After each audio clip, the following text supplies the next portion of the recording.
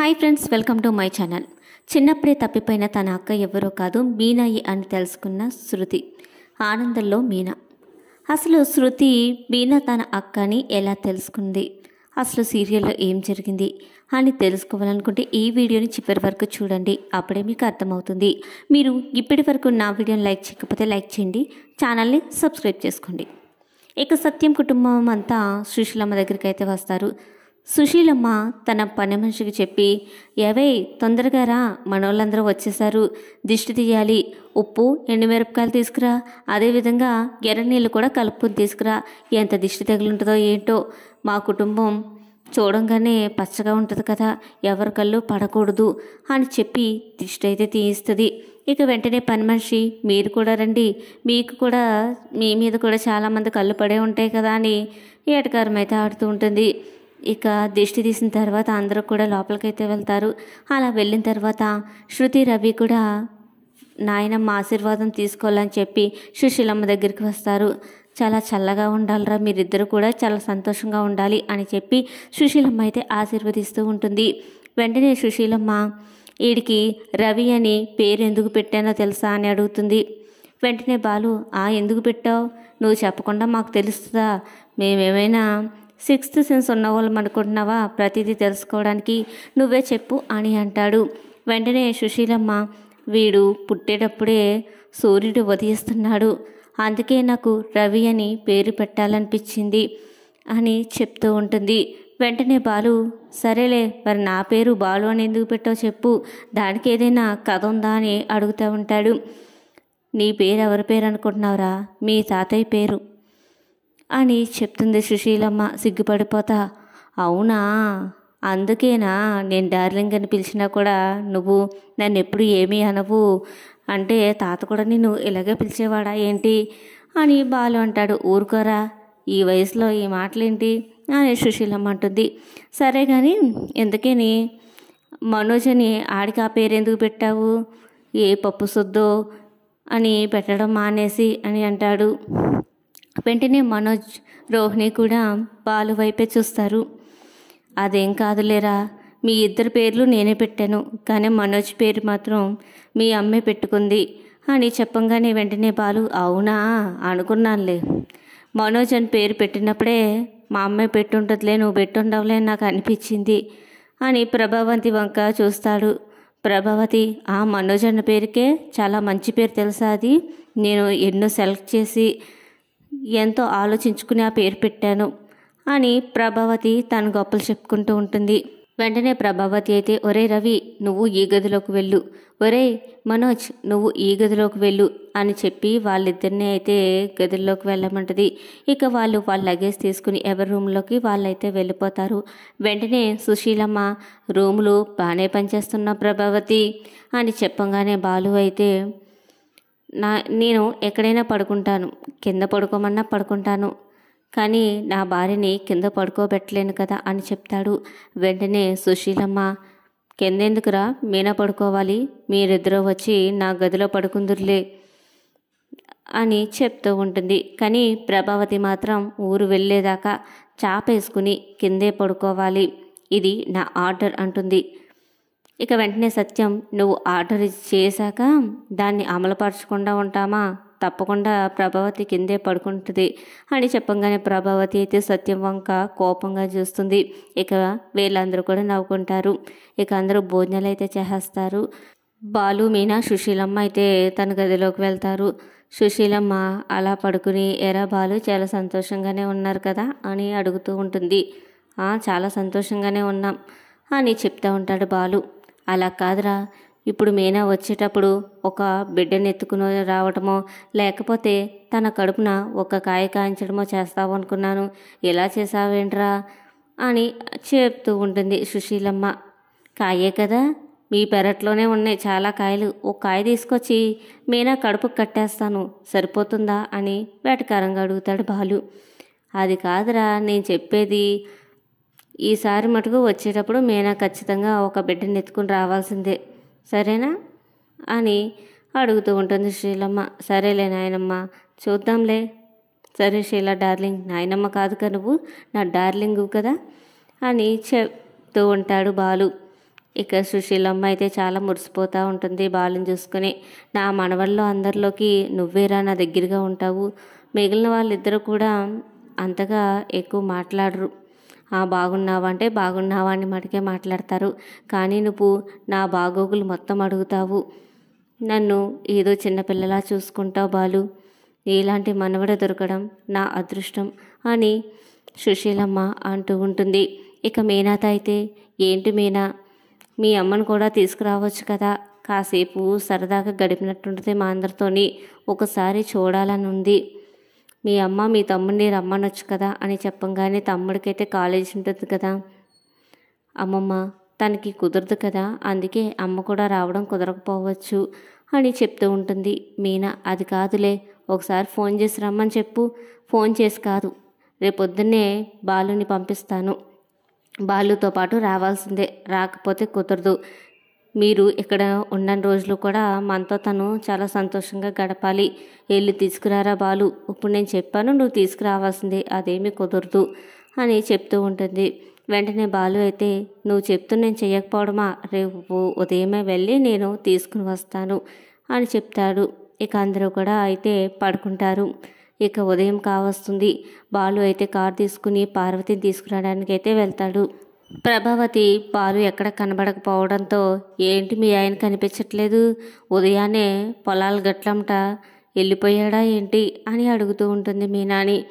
అది కాదండి అత్తయ్య గారు, ఈయన్ని మా అమ్మని తీసుకురమ్మని అమ్మమ్మ గారు ఊరికి పంపించారు, అందుకే ఈయన తీసుకురావడానికని కారు తీసుకుని వెళ్ళారు అని చెప్పంగానే ప్రభావతి షాక్ అయిపోతుంది. ఏంటి మీ అమ్మ ఎందుకు ఇక్కడ, అసలే రోహిణి వాళ్ళ మామయ్య కూడా వస్తున్నాడు, ఇక్కడ ఎంత జనం ఉన్నారనుకో, మీ అమ్మ కూడా వచ్చిందనుకో ఇంకా జనం ఎక్కువైపోతారు. ఆయన చాలా కంగారు పడిపోతూ ఉంటాడు జనాన్ని చూసుకుని. అసలు మీ అమ్మ ఎక్కడుంటుంది ఏంటి అని ప్రభావతి అంటూ ఉంటుంది. వెంటనే మీనా ఫ్రెండ్ అయితే దగ్గరికి వస్తుంది. ఏంటి మీనా, ఏంటి మీ అమ్మ వస్తుందా, మీ అమ్మ కానీ వస్తే మా ఇంటికి పంపించు, మీ ఇంట్లో చాలా జనం ఉన్నారు కదా, మా ఇంట్లో పడుకుని ఉదయమే వస్తుందిలే అని ప్రభావతికి కౌంటర్ అయితే వేస్తుంది.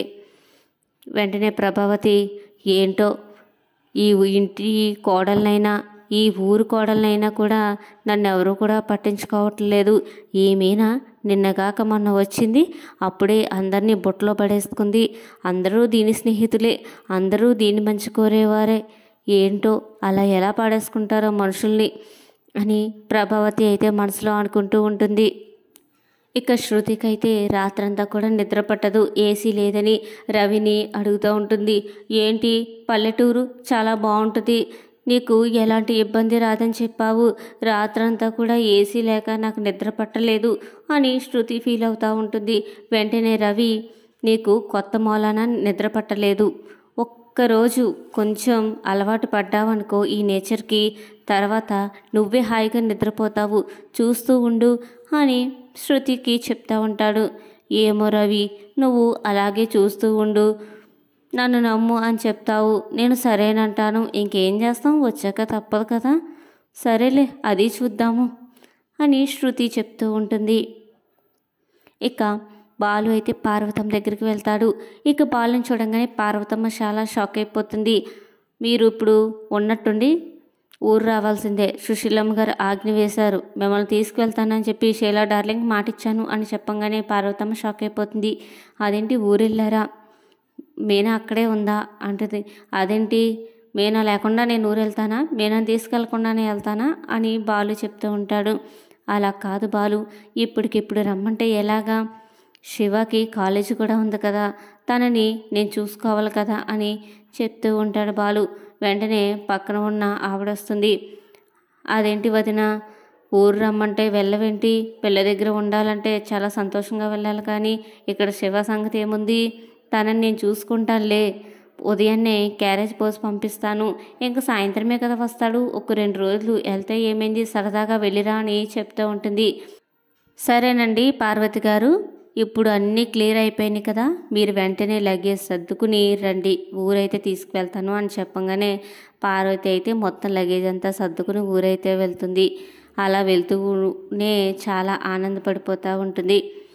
ఇక ఊరైతే వచ్చేస్తారు. పార్వతిని చూడంగానే ప్రభావతి అయితే చాలా మండిపడిపోతూ ఉంటుంది. ఏంటి దీన్ని తీసుకొచ్చారు, ఏంటో నా కర్మ, ఏయి తప్పట్లేదు ఊరొచ్చిన కాడి నుంచి అని ప్రభావతి అనుకుంటూ ఉంటుంది. వెంటనే బాలు ప్రభావతి దగ్గరికి వెళ్ళి ఏంటి ఏదో అనుకుంటున్నట్టున్నారు మనసులోని అని అడుగుతూ ఉంటాడు. ఇక వెంటనే సుశీలమ్మ పార్వతిని తీసుకుని లోపలికి వెళ్తుంది. నా మాట కాదనలేక నీకు ఎన్ని పనులున్నా కూడా వదులుకుని నా గురించి ఇక్కడికి వచ్చావు, నాకు చాలా ఆనందంగా ఉంది అని సుశీలమ్మ చెప్తూ ఉంటుంది. ఇప్పుడు మీ ఆరోగ్యం ఎలా ఉంటుందండి, బాగానే ఉందా అని పార్వతమ్మ అడుగుతుంది. నా ఆరోగ్యానికే చాలా బాగుంటుంది, నాకు ఎంత వయసు అయినా కూడా ఆరోగ్యం ఎలాంటి డేలా పడలేదు, ఇప్పుడు కూడా చాలా యవ్వనంలో ఉన్నట్టే ఉన్నాను అని చెప్పి ఆనందపడిపోతూ ఉంటుంది సుశీలమ్మ. పార్వతి ఎక్కడ ఉండాలా అని చూసుకుంటూ ఉంటుంది. వెంటనే మీనా పార్వతి బ్యాగ్ తీసుకుని సుశీలమ్మ గదిలో పెడతానంటుంది. ఇక వెంటనే శృతి అయితే అక్కడికి వస్తుంది. శృతి అయితే మీనాని అడుగుతూ ఉంటుంది ఎక్కడికి వెళ్తున్నావు అని చెప్పి. అమ్మని అమ్మమ్మ గారి గది దగ్గరికి తీసుకువెళ్తాను అని చెప్పంగానే శృతి అయితే ఇప్పటికీ నువ్వు బాలు కూడా ఆ గదిలోనే ఉంటున్నారు కదా, ఇక పార్వతి గారు కూడా ఉండాలంటే అందరూ ఒకచోట అయితే చాలా ఇబ్బంది అయిపోతుంది. సరే మేము ఎటు బయటికి వెళ్తాం కదా, పార్వతి గారిని మా గదిలో రెస్ట్ తీసుకోమని చెప్పు, ఇక మా గదిలోనే పడుకుంటారులే. అది కాదు శృతి, మాకు అలవాటేలే అని చెప్తున్నా కూడా శృతి అదేంటి మీనా, నేను ఆ మాత్రం అర్థం చేసుకోలేనని అనుకుంటున్నారా ఏంటి అని చెప్పి పార్వతి బ్యాగ్ తీసుకుని శృతి అయితే తన గదిలో అయితే పెట్టుకుంటుంది. ఇక పార్వతి అన్నీ కూడా సర్దుకుంటుంది. శృతి పక్క నుండి మాట్లాడుతూ ఉంటుంది. మీనా చిన్నప్పటి నుండి ఇంతేనండి, ఎదిగిన తర్వాతే తనకి సహనం వచ్చిందా ఏంటి అని అడుగుతూ ఉంటుంది. వెంటనే పార్వతమ్మ తను చిన్నప్పటి నుంచి చాలా ఓర్పుగా ఉంటుంది, చాలా సహనంగా, తను ఏది చెప్పాలన్నా సౌమ్యంగా, ఎవ్వరూ బాధపడకూడదు అని మాట్లాడుతూనే ఉంటుంది అని శృతికి చెప్తూ ఉంటుంది. తను అలా బట్టలు సర్దుతుండగా ఒక చిన్న ఫోటో అయితే సూట్ కేసులో కనిపిస్తుంది. ఆ ఫోటోని చూడంగానే శృతి అయితే షాక్ అయిపోతుంది. ఈ ఫోటోని ఎక్కడో చూసినట్లే ఉందే, ఎవరండి ఇది, అసలు ఈ ఫోటో ఎవరిది అని ఆతృతతో పార్వతిని అడుగుతూ ఉంటుంది. ఇది మా మీనా ఫోటో, మా మీనా చిన్నప్పుడు ఇలాగే ఉండేది, చాలా బాగుంది కదా అని శృతికి చెప్తూ ఉంటుంది. ఏంటి ఇది మీనా ఫోటోయేనా, అసలు ఒక విషయం అడుగుతాను చెప్పండి అని తలుపులేసి అడుగుతుంది. మీనా మీ కన్న కూతురేనా, నిజం చెప్పండి అని అడగంగానే ఎవరికి చెప్పకమ్మా శృతి, ఈ విషయం ఇప్పటి వరకు మీనాకి కూడా తెలియదు, తను నా కన్న కూతురు కాదు, నేను పెంచుకున్న కూతురు, కానీ కన్న కూతురు కన్నా కూడా ఎక్కువ అభిమానం నాకు మీనా మీద ఏర్పడింది. మీనాకి తెలిసిందంటే ఈ విషయం అస్సలు తట్టుకోలేదు, తనకి కెట్టి పరిస్థితుల్లో కూడా చెప్పొద్దు. అసలు ఏం జరిగిందంటే మేము ఒక ఊరికి జాతరకి వెళ్ళాం, ఆ జాతరలో ఒక అమ్మాయి ఏడుస్తా కనిపించింది. అప్పటికి వాళ్ళ అమ్మ నాన్న ఎక్కడైనా ఉన్నారేమో అని చూసాము, కానీ చుట్టూ ఎవ్వరూ కనిపించలేదు. ఇక అప్పటికి మాకైతే ఎవరు పిల్లలు లేరు. సరే అని చెప్పి మీనాని తీసుకుని మేము పెంచుకున్నాము. అప్పటికి వీళ్ళ అమ్మ నాన్న ఎక్కడైనా దొరుకుతారేమో అని చాలా వెతికాము. అప్పటికి మీనా చిన్నపిల్ల, తనకి వాళ్ళ అమ్మ నాన్న ఎలా ఉంటారో కూడా అంత గుర్తుకు లేదు అని చెప్తూ ఉంటుంది. వెంటనే శృతి వచ్చి పార్వతమ్మని హత్తుకుంటుంది. మీనా ఎవరో కాదు, తను మా అక్కే, ఎందుకంటే ఇలాంటి ఫోటో మా ఇంట్లో ఒకటి ఉంది, ఎప్పుడు మమ్మీ డాడీ బాధపడతా ఉండేవారు. ఒకసారి ఈ ఫోటో చూపించి చిన్నప్పుడే మీ అక్క తప్పిపోయింది, చాలా వెతికాం కానీ ఎక్కడా కనిపించలేదు, తను ఉండుంటే నీకు అక్కలా నీకు తోడుగా ఉండేది, మీరిద్దరూ ఎంతో సంతోషంగా ఉండేవారు, కానీ తను లేని లోటు మాకు ఎప్పుడూ తెలుస్తుంది, ఎప్పటికైనా తను దొరక్కపోతుందా, మన ఇంటికి ఎప్పుడు వస్తుందా అని ఆశతోనే బ్రతుకుతున్నాం అని చెప్పి చాలా బాధపడితేవారు. ఇప్పుడు ఈ విషయం కానీ మా అమ్మ నాన్నకి తెలిసిందంటే చాలా సంతోషపడతారు, ఎలాగైనా సరే చెప్పాలి అని శృతి అయితే సంబరపడిపోతూ ఉంటుంది. వెంటనే శృతి దగ్గరికి అయితే వచ్చి, ఈ విషయం ఎప్పటికీ కూడా మీనాకి తెలియకూడదు అనుకున్నాను. మీనా నా కన్న కూతురులే ఉండిపోవాలని అనుకున్నాను. కానీ ఇప్పుడు మీనాకి తన అమ్మ నాన్న దగ్గరవుతున్నారు. తనకొక చెల్లి ఉంది, తనకొక కుటుంబం ఉంది. ఈ విషయం తెలిసినా సరే, తను బాధపడినా సరే తన అమ్మ నాన్నకి దగ్గరవుతుంది. ఇంతకన్నా నాకేం కావాలి? వెళ్ళు, మీనా దగ్గరికి వెళ్ళి నీ చెల్లిని నేనే అని చెప్పు అని శృతిని అయితే చెప్తుంది. వెంటనే మీనాని చూడంగానే శృతి అయితే పరిగెత్తుకుంటా వెళ్ళి మీనాని హత్తుకుంటుంది. ఏమైంది శృతి, ఏంటి అని అడుగుతూ ఉంటుంది. ఇక శృతి అయితే జరిగిందంతా చెప్తుంది. వెంటనే మీనా చాలా ఆనందపడిపోతూ ఉంటుంది. ఏంటి శృతి, నువ్వు నా చెల్లివా? నా చెల్లివే నా తోటికోడల కింద వచ్చావా? అప్పుడే పార్వతమ్మ కూడా మీనా దగ్గరికి అయితే వస్తుంది. అవును నిజమే, నేను నీ కన్న తల్లిని కాదు, పెంచిన తల్లిని. నీ కన్న తల్లిదండ్రులు శృతి వాళ్ళ అమ్మ నాన్నే. ఇదిగో తినే మీ చెల్లి, ఇదే మీ కుటుంబం అని చెప్పి తలదించుకుంటుంది. వెంటనే మీనా పార్వతమ్మ దగ్గరికి వచ్చి, అదేంటమ్మా ఇప్పుడు కన్న తల్లిదండ్రులు కనిపించారని చెప్పి చిన్నప్పటి నుంచి నన్ను ఎంతో అల్లారు ముద్దుగా పెంచిన నిన్ను వదులుకుంటానా? నిన్ను ఎప్పటికీ వదులుకోను, ఎవరొచ్చినా సరే అని పార్వతమ్మనైతే బాగా హత్తుకుని చాలా బాధపడిపోతూ ఉంటుంది. ఇదేనండి ఇవాళ సీరియల్ ఎపిసోడ్. తర్వాత కథలో ఏం జరుగుతుంది అనేది తర్వాత ఎపిసోడ్లో అయితే తెలుసుకుందాం. మీకు ఈ వీడియో నచ్చినట్లయితే లైక్ చేయండి, ఛానల్ అయితే సబ్స్క్రైబ్ చేసుకోండి.